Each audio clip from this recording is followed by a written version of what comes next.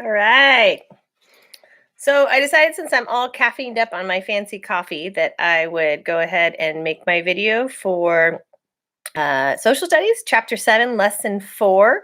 If you have not already done live with me, Lesson 3, then please stop now and watch this after we do Lesson 3 because it won't make any sense. So again, this is going to be Chapter 7, Lesson 4. If you have not done Lesson 3 live with me yet, which is all of you, go ahead and push stop and you can watch this stream later. Otherwise, Social Studies is not going to make any sense. I just figured I've got caffeine in me. Let's just do it. All right, so we are continuing through the Gold Rush chapter. Today we're going to be talking about the impact of the Gold Rush. And I do encourage you to read this on your own, but I'm going to kind of give you an overview and tell you stories that have to go with what's going on in the text. But always a good idea to reread it before the test.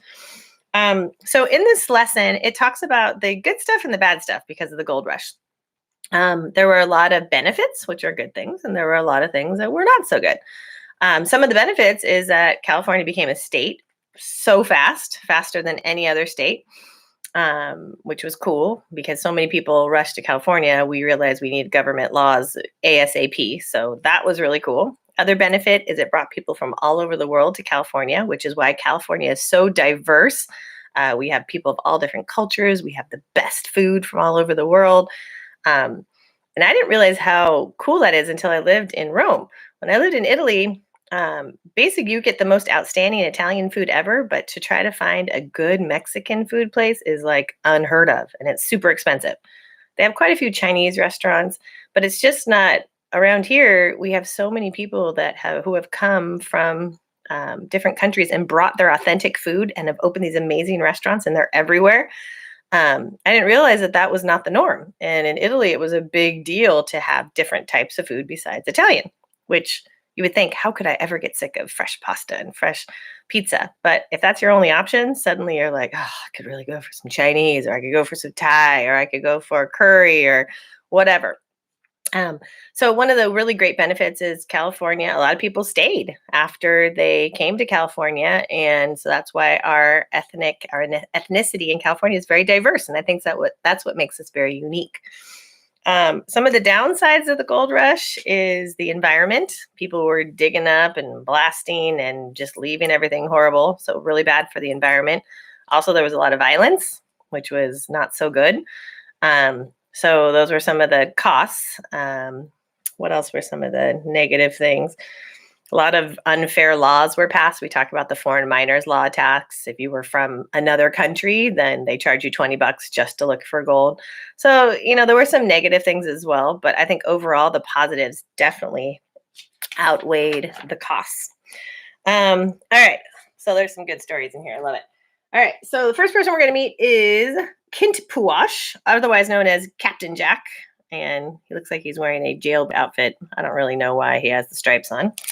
But we've got some troubles in California. Like I said, California was not a state, had no laws, no jails, no police when everybody rushed for the gold rush. So it was a very, very dangerous place, which is why women were not encouraged to go there.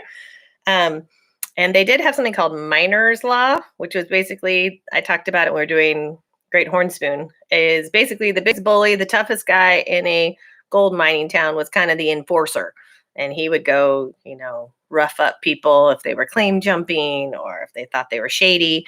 But it was not fair at all. He just was like, that guy's a liar, beat him up, hang him from a tree, boot him out of town, and that was the end of it. These people had an official name. They were called vigilantes. Vigilantes means they have no training in the law whatsoever. They're just bullies. They've kind of been hired by the people in town to just beat up anybody that they don't like. So vigilantes is scary. I mean, think about if we had vigilantes now as our laws, like, your neighbor just decides he's going to be the bully of the street and whatever he says goes. And if you don't do it, he's going to come and bang on your door and gosh knows what. Another bad thing of the gold rush is, once again, Native Americans going to be treated horribly. A lot of people started thinking, ooh, the land where the Native Americans are might have gold. And, we deserve that. So they passed these really unfair laws where they're like, we're going to take these tribes of Native Americans and we're going to give them land somewhere else so that we can live on their land and we can look for gold. Of course, do you think this land was good land? No, really bad land. Nobody wanted to live there anyway. Horrible for farming, very little water source. And the Native Americans were like, we don't want this land. We want the other land back. Do you think they got it back? No. So super, super unfair. And that's where my man Kintpuash, or Captain Jack, comes into the story, because Captain Jack was the leader of the Modoc tribe, and they had it. They were on their reservation, this horrible land that they didn't want, that they were forced to go to. And he said, forget that. We're going to go fight these people, and we're going to try to get our land back, which is weird. That'd be like getting kicked out of your house and you have to go fight to get your house back when you did absolutely nothing. So in 1872, 150 Modoc, led by Captain Jack, decided to go back and fight for their land. They attacked these soldiers that had guns and cannons, way better stuff than them. And the war ended up lasting a year. And unfortunately, the Modoc didn't win. Matter of fact, they so much didn't win that, as an example to other Native Americans who want to fight back, they hung Kintpuash, or Captain Jack, from a tree in this kind of area where everybody could see, like, this is what happens if you come against us. So Captain Jack unfortunately came to a very sad end, but he was very brave. The fact that he led all these people and said, this is our land and let's go. And they stood up for themselves for a year.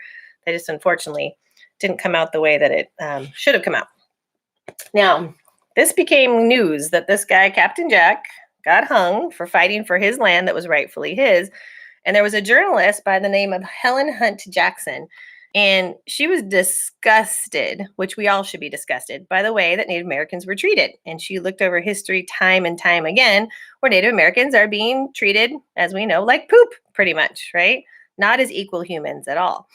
So Helen Hunt Jackson put together a book of all the horrible, unfair things that we've done to Native Americans. And her book was called A Century of Dishonor. And a century is 100 years, 100 years of dishonoring the Native Americans. And she put it all together in a book, one thing after another. And she made a copy for each government official and gave it to each government official. Now, at this time, first of all, a female journalist was rare. Secondly, for her now to give this to each government member, I mean, she probably was putting her own life on the line, because some people didn't want to hear it and see how bad it was. But it actually got the attention of a lot of government members. They read it and they're like, oh, we did that and we did that and we did that. And she said, this is disgusting. We're America. We should treat people equally. And it started slowly but surely of making sure that Native Americans were treated just as fairly. So her book was called A Century of Dishonor. You want to know that. A century is 100 years. And her name is Helen Hunt Jackson. Go, Helen. Go, Helen. All right. Oh, my computer just went crazy. All right. Next up, we have, so ranchos. So at the end of the gold rush, ranchos were a thing of the past. They started having all these problems with the land, who owned the land, who didn't own the land, lots of fighting, lots of people that were squatting on the land, which means they just basically sat there and with guns and said, we're not leaving. So the government just said, forget it. We're closing all the ranchos, just like they closed the missions with all the problems. Now the ranchos are closed. That was the end of the ranchos. What else? All right. So mining. A lot of people say, well, is there still gold? How long did the gold rush last for? There was still gold left at this time, but not a lot of it. So people were having to go deeper and work harder to find the gold. Now, because the gold was harder to find, the rivers and streams, most of that gold had already been accounted for. People started digging into the side of mountains and trying to find gold within the mountains.